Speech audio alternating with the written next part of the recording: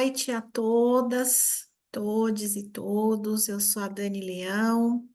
Eu estou como vice-presidenta em exercício da Associação Mulheres EIG, que já está aí na lida, né, na luta desde 2015 como movimento social e já há 3 anos como uma organização da sociedade civil. Eu sou advogada, mãe de 2 filhos, um menino e uma menina, e estou na EIG desde 2018, né? Aí contribuindo com essa construção da luta, o enfrentamento às violências contra as mulheres e a favor do Estado laico, pela liberdade religiosa, pela pluralidade das espiritualidades, né? Eu queria começar o encontro. Posso já compartilhar a tela? Pode, Dani? Posso? Pode, Eu pode. preciso de autorização, Fernando, por favor.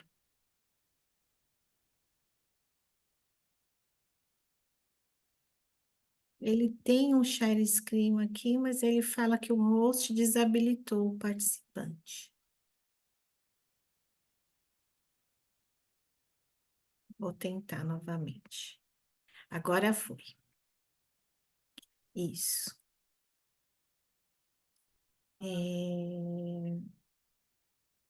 Então, esse é o tema do nosso encontro, né? Da nossa formação, Democracia e Fé pelo Olhar das Mulheres para todas as pessoas.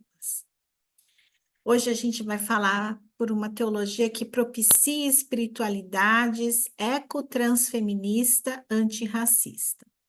Mas antes da gente entrar propriamente no tema, eu queria falar um pouco, concatenar aqui as ideias desde o nosso primeiro encontro, trazer à memória o que nós tratamos aqui desde o primeiro encontro, que é para a gente ir construindo uma linha de pensamento para que a gente possa apresentar a nossa proposta de teologia para uma transformação social.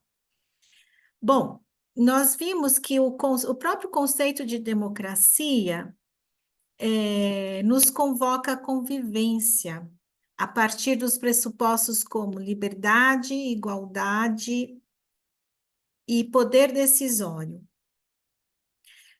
Nós vimos também que todas as pessoas estabelecem relações e, portanto, fazem políticas. Políticas são discussões públicas, né?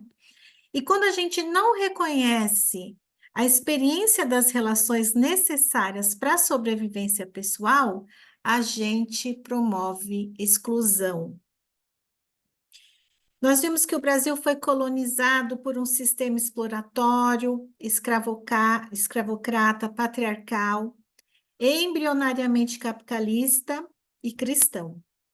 Lembremos-nos que para que as naus saíssem, né, de Portugal e da Espanha, elas precisaram da autorização da igreja, né, para poder fazer esse trajeto e chegar até a América. Isso significa que a nossa sociedade brasileira foi fundada por um sistema predominantemente violento. Violento com os povos originários, violento com as pessoas racializadas trazidas do continente africano, violento com as mulheres, né, que o patriarcado ele submete, subjuga as mulheres e as crianças, e violento com a natureza. E tudo justificado por uma teologia cristã, né? A igreja sempre esteve imbricada aí com o sistema de poder da fundação do nosso país. Então, essa é a fundação original da nossa nação, né? Que é violência e subjugo.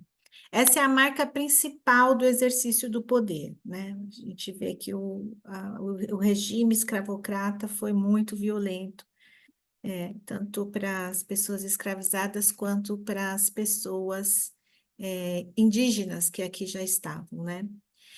E nós vimos também que o sistema político que mais vigorou aqui no Brasil foi o da oligarquia, onde quem decide sobre os rumos políticos e econômicos do país é a classe rica detentora de propriedades. E aí é claro que a classe dominante não quer abrir mão do poder e de seus privilégios, ela quer conservar o seu poder e o seu privilégio. Então, a classe dominante sempre vai apoiar um regime que pretenda conservar o seu status de dominação, né? É isso que a gente chama de conservadorismo. Então, a nossa jovem democracia ainda está impregnada de valores conservadores, como o patriarcado, o racismo, a exploração da mão de obra, a exclusão da classe trabalhadora do exercício de poder. Enfim, a nossa democracia ainda está sob a égide da violência e do subjugo. A partir da segunda metade do século XX, no pós-guerra, o conceito de democracia passou a estar ligado à participação do povo nas questões de governo. Entendendo o reino de Deus como espaço onde todas as pessoas são convidadas a participar, temos que o cristianismo não está em contrariedade com a democracia, né? A pessoa cristã convive em sociedade a partir dos valores do reino de Deus. Mas é preciso tensionar a democracia que temos, a fim de que seja mais representativa, mais inclusiva, especialmente para as mulheres, para as pessoas negras e indígenas racializadas e a classe trabalhadora. Nós vimos também que a democracia é o conceito secularizado do reino de Deus, né? O reino de Deus é aquele espaço sagrado onde cabe todas as pessoas. No reino de Deus, todas as pessoas são iguais, todas as pessoas estão na mesma condição de pertencimento, né? Seja qual for a sua expressão social, a sua condição social, né? E aí nós estudamos as filhas de Zelofeade, que nós vimos que elas estariam próximas de perder a sua herança, porque elas não tinham nenhum irmão homem, né, para que pudesse garantir que elas fossem receber a sua herança na terra prometida, né, o seu pedaço de terra. Então, elas se juntaram e fizeram uma requisição, né, para os anciãos, e esses anciãos consultaram a Deus, e Deus disse, não, elas têm direito à herança, né? Então, a movimentação dessas mulheres, né, a não conformidade com a injustiça que estava acontecendo com elas, fez com que, inclusive, a lei fosse alterada e elas passassem a ter direito de herança, né? Então, o exemplo das filhas de Zelofeade nos leva a perceber que nós precisamos conhecer as regras e como funciona o sistema, a fim de buscar nossos direitos enquanto parte do povo, parte da polis. E nós vimos que algumas conquistas com relação aos direitos, ao pertencimento das mulheres, já foram alcançadas, mas ainda não estão garantidas, né? Nós vimos, por exemplo, a questão do aborto, que ela já estava prevista em lei, né? Desde 1940, né? Portanto, há 64 anos, e a gente tem visto essa questão na nossa sociedade, a tentativa de reverter essa questão, né? Então, a gente vê que os direitos das mulheres, eles não estão garantidos, né? A participação das mulheres na democracia, nos espaços de decisão e poder, não está garantida. Então, nós precisamos tensionar essa democracia para que a gente possa fazer parte dela, né? Nós vimos que a nossa democracia ela foi construída, então, numa sociedade que mata, violenta e mata e violenta mulheres. Então, essa democracia, ela não é uma democracia justa. Ela não representa, as mulheres não estão representadas nela. Mas nós precisamos de um governo que nos reconheça como parte, que nos respeite, que permita que existamos nos espaços de liderança, poder e decisão. Depois do segundo encontro, a gente trabalhou a questão do racismo religioso, né? E vimos que, desde a fundação da nossa nação, a religião sempre esteve imbricada com as questões do exercício do poder, né? Mas o Estado laico, ele tratou de ser uma separação simbólica entre o Estado e a Igreja Católica em função da Reforma Protestante, mas sempre perseguiu e proibiu as religiões de matriz africana e as religiões indígenas. A partir dessa reflexão, percebemos que a proclamação da República sob as ideias iluministas, os chamados direitos e liberdades universais, não deixou todos os povos em pé de igualdade com relação às suas práticas religiosas. Nós vimos que os iluministas, né, grandes iluministas como John Locke e Robespierre e também Hegel, eles eram, eles faziam parte das empresas, né? Eles eram investidores em empresas que faziam tráfico de escravos. Então, nas ideias iluministas, as pessoas negras vindas do continente africano, elas não eram reconhecidas como pessoas participantes desse governo, né, desse espaço de decisão. A gente viu, então, que a proposta do Estado laico, desde a sua inauguração com as ideias iluministas, ela não, no Estado laico não cabe religiões que não sejam de matriz cristã, né? Cabe o cristianismo, cabe o catolicismo e cabe o protestantismo, mas outras matrizes não cabem, né?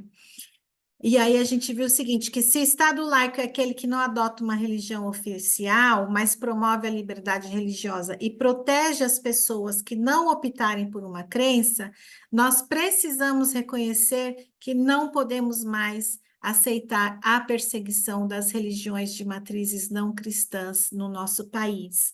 Nós vimos que desde 1890, com a proclamação da República, né, em 89, 1890 foi editado o Código Penal da República, que instituiu que espiritualidades chamadas espíritas, né, as religiões chamadas de espíritas, que eram as religiões de matriz africana, e as religiões indígenas, elas foram consideradas crime. Então, era crime você praticar uma religião que não fosse de matriz cristã. E aí, até hoje, a gente tem essa herança, né, de criminalização dessas práticas. Mas a Constituição Federal de 88 garante como direito fundamental o direito humano de liberdade de pensamento, de consciência e de religião. É por isso que a gente precisa lutar para que as pessoas que professam religiões de matrizes não cristãs possam exercer suas espiritualidades em paz e em segurança. E no segundo encontro, nós trabalhamos a questão da mulher cananeia, né? Que ela vinha de um povo inimigo ao povo judeu, né? Jesus, no primeiro contato que ele tem com ela, ele reconhece ela, né? Como cadela, né? Ele fala, não é justo que joguemos os pães das crianças para os cães, né? Para os cachorros. Então, ele tem esse embate com a mulher, mas a fé daquela mulher na proposta do reino de Deus, no anúncio do reino de Deus, era tão grande que ele fala, então, que seja feita a sua vontade, né? Jesus se rende àquela mulher, mesmo ela sendo politeísta, helenista e de um povo considerado inimigo dos judeus, né? E isso é, nos faz perceber que no reino de Deus anunciado por Jesus Cristo, né? Ele cabe todas as religiões, ele cabe todas as crenças que compreendam o chamado para o reino de Deus, que compreendam o chamado para esse espaço sagrado e que desejem fazer parte desse estado, desse lugar, né? Como iguais, né? E a fé da mulher ensina Jesus que a vida em abundância é um direito de todas as pessoas que acreditarem nessa mensagem. No terceiro encontro, que foi o encontro que foi assessorado pela Valéria, né? Nós vimos a questão do patriarcado judaico, né? Do sistema judaico, sistema de honra que coloca os homens na condição de honrados e, portanto, dignos, e as mulheres na condição de desonradas e, portanto, indignas, né? Indignas, impuras, fracas, enfim, né? Coloca as mulheres em condição subalterna, né? Esse sistema judaico, ele trata as mulheres como objeto, né? As mulheres são usadas para procriação, né? E a gente viu, por exemplo, que se a mulher fosse estéril, ela era substituída por uma escrava ou por uma concubina, né? E a participação na sociedade era apenas para procriação. E como que no tempo de Jesus a situação da mulher era desprezível, né? Ela era uma situação em que nenhum homem poderia conversar com ela, ela não poderia ficar conversando na rua com outras mulheres, para sair na rua ela era obrigada a se cobrir com véus, né? A mulher era relegada a ficar na casa com a educação dos filhos. Quando ela trabalhava nos campos e cultivava os cereais e colhia esses cereais, fazia a moenda desses cereais, né? Ela não recebia o salário, né? O salário era entregue ao marido. Enfim, a mulher sofria toda sorte de violências, né, nesse sistema patriarcal. E aí, então, nós vimos a questão da concubina, né, a questão da cultura do estupro, né, de objetificação e estupro das mulheres, nessa sociedade patriarcal, né? E a gente entendeu também que essa concubina ela não nos trazia apenas a mensagem violenta, né, da morte pela violência contra o seu corpo, mas ela trazia também uma mensagem de coragem para buscar uma opção de vida, né? De coragem para tentar mudar a sua realidade, de coragem para fugir, de coragem para gritar, de coragem para tentar ser livre, né? Quando ela sai da casa do marido e volta para a casa do pai, é isso que ela quer, né? Ela quer liberdade, ela quer se livrar da violência, então ela teve muita coragem quando ela faz essa fuga. Né? E aí a gente viu também como que esse sistema patriarcal ele vai se perpetuando na história, né? Ele chega na Idade Média, ele atravessa a Idade Média, com continuidade dessa violência contra as mulheres, né? Aí, para quem não participou do terceiro encontro, são instrumentos, né? São engenhocas utilizadas para para calar as mulheres, né? Através de um processo pedagógico, é, para ensinar as mulheres a deixarem de falar, a deixarem de ser resmungonas. E a gente viu também como que essa tortura, né, ela chega até nossa condição de colônia, né, de povos colonizados através dos colonizadores europeus. Então, nós vimos a cultura do estupro que vimos acontecer nos tempos do Antigo Testamento continua presente em nossa sociedade até os dias de hoje. O Brasil é o quinto país do mundo que mais mata mulheres e onde tem mais feminicídio. É o primeiro país no mundo que mais mata pessoas LGBT, onde tem mais transfeminicídio. É o país que mais mata pessoas defensoras dos direitos humanos. É o país onde pessoas negras têm mais chance de serem assassinadas do que pessoas brancas, né? Então, a democracia desenvolvida nessa sociedade que violenta e mata mulheres, pessoas LGBT, pessoas negras, defensoras dos direitos humanos, povos indígenas, essa democracia não nos representa. Então, nós precisamos tensionar esse modelo democrático para que nele possam caber as pessoas não representadas, né? Enquanto cristãos e cristãs, é nosso dever lutar pelas injustiças, né, deste sistema violento. E é necessário criar mecanismos para que esses grupos historicamente marginalizados façam parte do povo que detém o poder. Então, se democracia é o poder exercido pelo povo, e se nós temos que nos questionar o tempo todo quem é esse povo que detém o poder, né? Nós precisamos tensionar esse sistema para que a gente possa torná-lo cada vez mais representativo.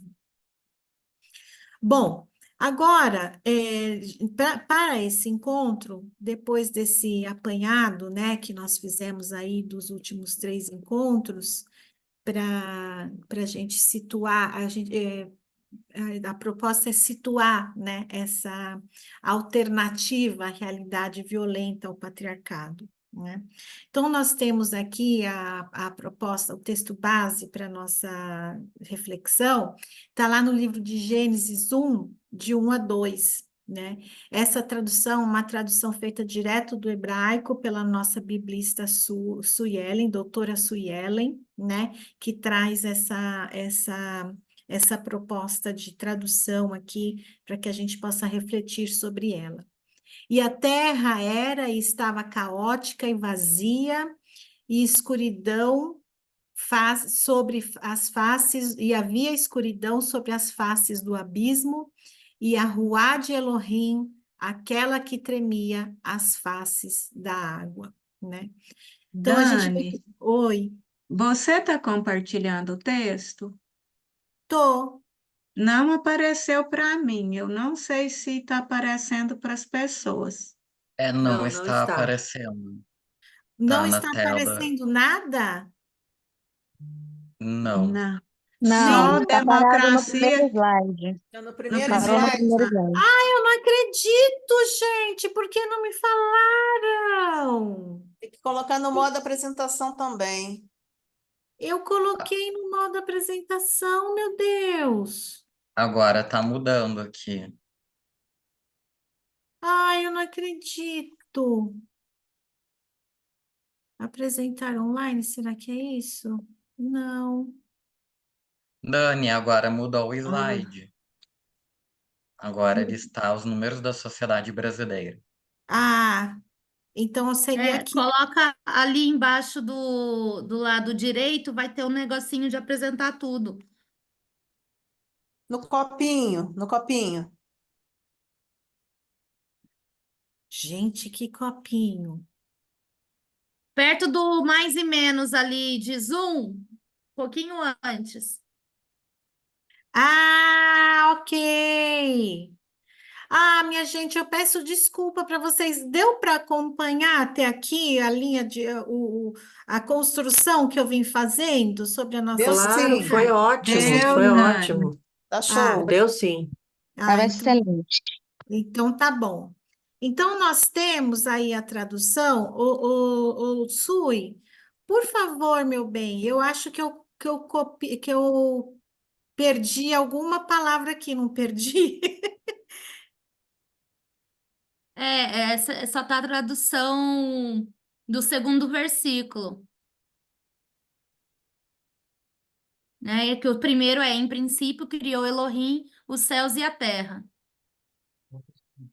Mas Então, o segundo é isso mesmo, é essa linguagem truncada, porque foi bem do literal do hebraico. então a própria tradutora trouxe essa, essa explicação aqui para gente. Então, em princípio, criou Deus o céu e a terra. Isso. E a terra estava caótica e vazia, e escuridão sobre faces do abismo, e ruá de Elohim, aquela que tremia sobre as faces das águas. Então, a gente tem que, no mito judaico-cristão, da fundação do mundo, vemos que tudo foi organizado pela divindade chamada Ruá. Deus criou e a Ruá tremia sobre as faces das águas, que deve ser entendido como vento, respiração. Então, Ruá é vento, respiração. E olha que interessante, trata-se de uma divindade feminina. Assim, no mito de Gênesis, a presença que organiza o mundo caótico, vazio, escuro, do abismo, é uma mulher.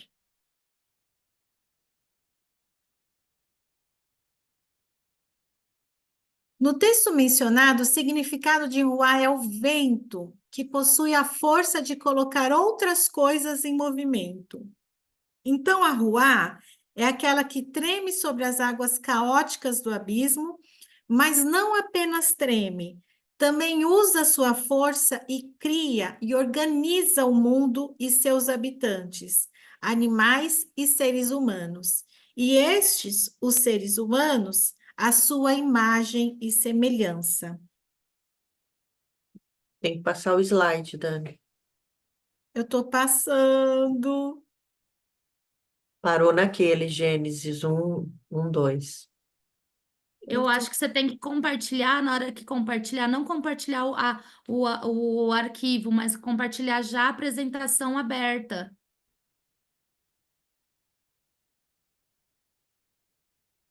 Compartilhar a tela, eu acho, Dani.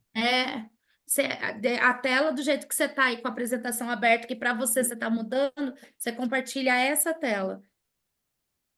Espera um pouquinho só. Uhum. Eu sabia fazer isso. Aí. Agora veio. Sim, agora. Agora não está mudando para mim. Para você está mudando? Não. Parou uma alternativa à religiosidade violenta do patriarcado. Tá aqui. Eu não estou conseguindo. Ai, gente, que pena. Será que eu posso fazer assim? Me falem o que vocês me acham, para não ficar cortando. Ó, Você você pode deixar fora do modo de apresentação, como está aí, e ir é, passando normalmente o slide. E aumentar um posso, pouquinho o zoom só da tela, eu porque a posso letra fica deixar um pouquinho assim? pequena. Posso fazer assim, gente? Porque aí, para não ficar cortando, né, o raciocínio. Pode. Pode Então, sim. tá. Então, nós temos que Ruá é vento, que possui a força de colocar outras coisas em movimento. Então, é a Ruá que treme sobre as águas, mas não só treme. Ela usa sua força para criar e organizar o mundo e seus habitantes, os animais e seres humanos, e estes a sua imagem e semelhança. Nós temos também, no livro de Números, que a Ruá é quem traz as codornizes para o povo no deserto. E ainda no livro de Números, a Ruá retira-se de Moisés e se coloca sobre os 70 anciãos. Aqui a Ruá aparece como legitimadora de autoridade para governar e profetizar. Em Êxodo, ela trouxe e retirou os gafanhotos.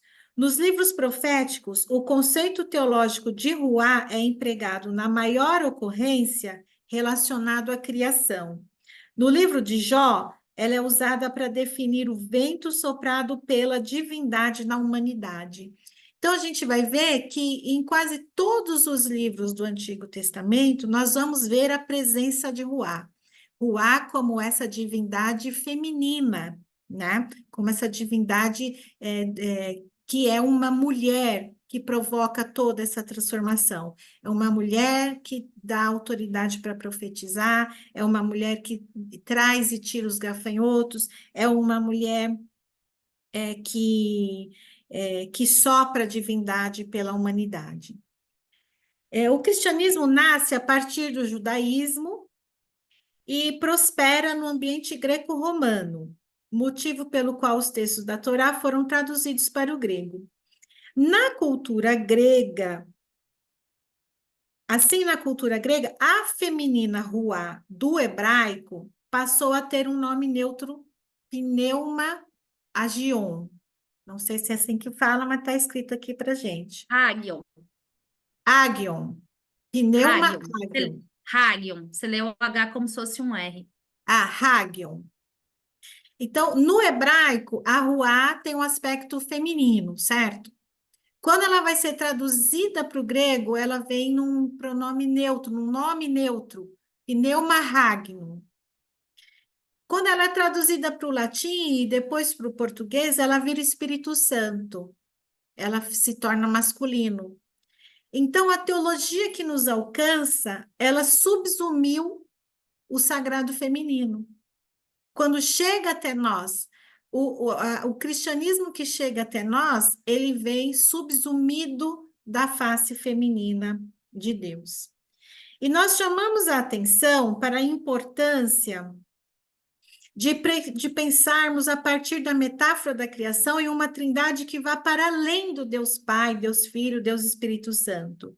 É importante pensarmos em termos da presença feminina neste sagrado, nessa trindade divina, e poder viver a experiência de sermos geradas diretamente pelo útero sagrado, né? Eu me lembro quando eu era criança, eu sempre ficava me perguntando, né? Se Deus é pai, quem é a mãe? Porque nós temos essa questão, né, de que para que haja vida, é preciso que tenha o sexo masculino e o sexo feminino, né? A partir daí é que a gente vai começar a organizar as nossas vidas, começar a organizar a sociedade, né? Então, eu sempre me perguntava, quem é a mãe? Se Deus é pai, quem é a mãe? Se pensarmos em uma sociedade como a nossa, onde quase 170 mil crianças não tiveram os nomes de seus pais registrados na certidão de nascimento, pensar em uma divindade como mãe protetora faz bastante sentido, né? Nós primamos por uma espiritualidade que repensa a paternidade patriarcal de Deus e a transforma a partir da maternidade de uma deusa que pode estar na figura da mãe amorosa, que acalenta e amamenta, nutrindo a vida. Uma espiritualidade que pode estar também na figura da avó, da tia, da prima, da irmã, da amiga, enfim, um cuidado divino que pode estar nas relações femininas, como também na própria criação. A Ruá é o útero criador divino, propiciador de vida.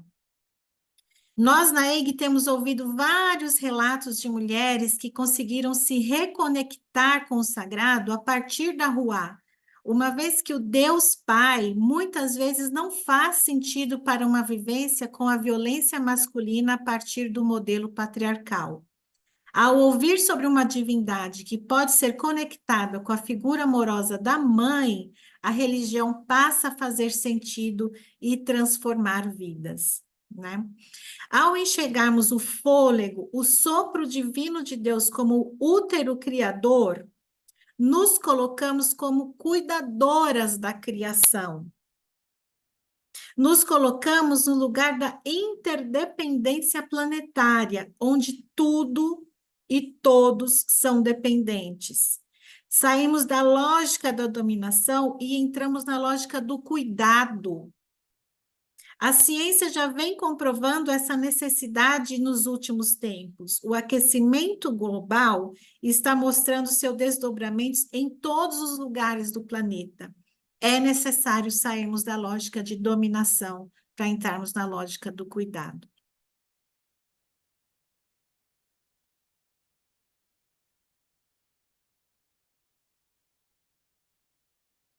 Aqui, esse texto é por uma teologia ecotransfeminista antirracista. Partimos do ponto de vista da ecologia como os vários biomas espalhados pelo mundo que têm suas características e indivíduos próprios, como vegetação, condições de geologia, clima, fauna e flora, as quais produzem ecossistemas que se retroalimentam, que se protegem, se conservam, mas não são independentes um do outro. A partir do exemplo dos chamados rios voadores, que são massas de ar carregadas de água em forma de vapor, que são transportadas pelo vento entre os diversos biomas, podemos perceber a presença criadora da Ruá, que, como em Gênesis, sopra e organiza as águas, dando vida a toda a criação. Recentemente, nós temos estudos que mostram, né, os rios voadores, por exemplo, os rios voadores formados aqui na Amazônia, eles vão interferir na América do Norte, eles vão interferir na Europa, né? E aí a gente tem essa metáfora desses rios voadores como a criação da vida, né? É exatamente a proposta o mito fundante, né, da nossa humanidade, o mito judaico fundante da nossa humanidade, que é a Ruá, que organiza a vida a partir do movimento das águas, né? Nesse sentido, há uma interdependência entre a vida, seja ela humana ou não, o que nos faz questionar o motivo pelo qual o ser humano decidiu que seria independente desses biomas, agindo como predador deles.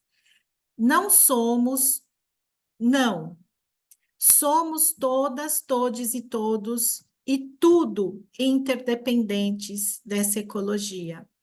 Então, pensar em uma teologia que seja do ecossistemas, né?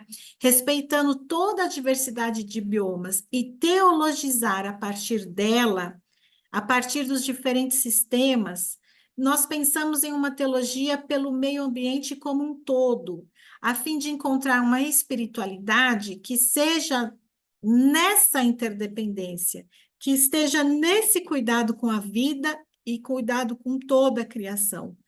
Por isso é importante pensar em uma matriz teológica que pense a criação divina a partir do útero feminino que criou tudo a partir do sopro.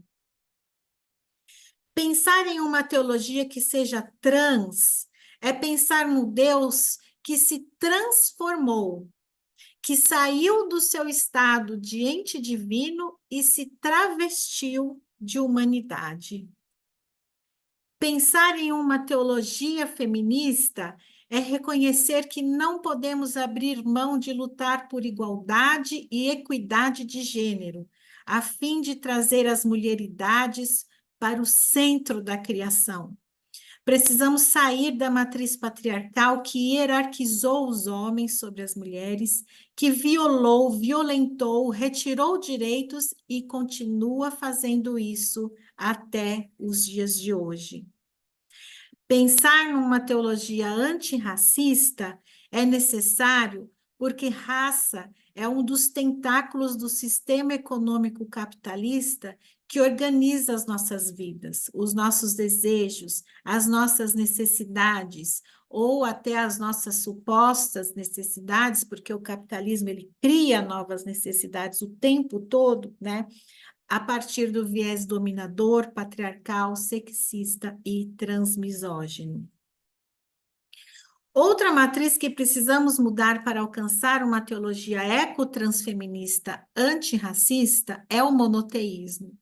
É urgente pensar em como o monoteísmo foi utilizado para perpetrar genocídios escravizações, enfim, todo tipo de violências, porque em nome de Deus conquista-se terras e extermina-se povos.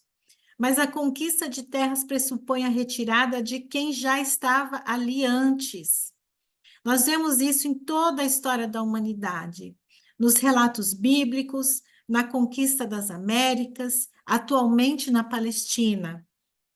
Os nomes de Deus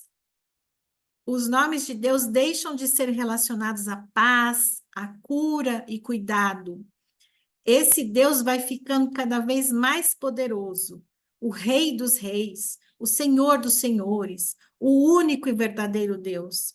Ao longo dos anos, as lideranças foram impondo essa teologia, a fim de tornarem-se elas mesmas esse Deus dominador, o que significa terem ficado poderosos financeiramente e territorialmente.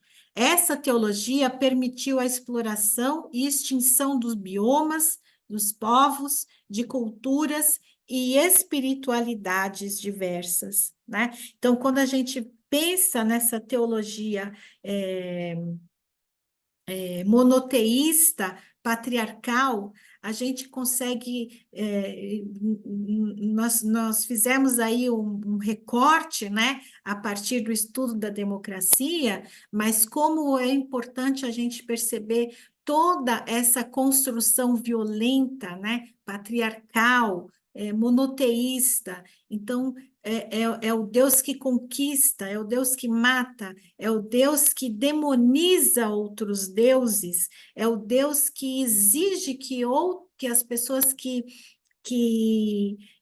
professam outras religiões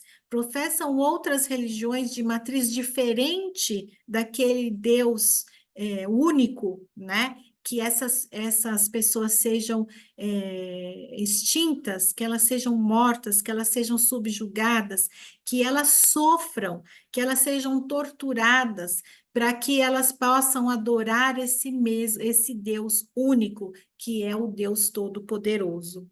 Né?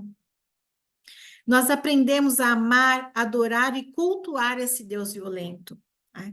Organizamos as nossas vidas a partir dele, e não percebemos o quão nocivo é esse Deus agressor, que é branco, produzido pelo patriarcado. Esse Deus é dono de terras e ele atualmente é capitalista. É um Deus que vive do mercado imobiliário, do mercado financeiro, da exploração de mão de obra e do latifúndio. Somos filhas e filhos desse Deus que é todo-poderoso e por isso precisamos ser poderosas e poderosos também.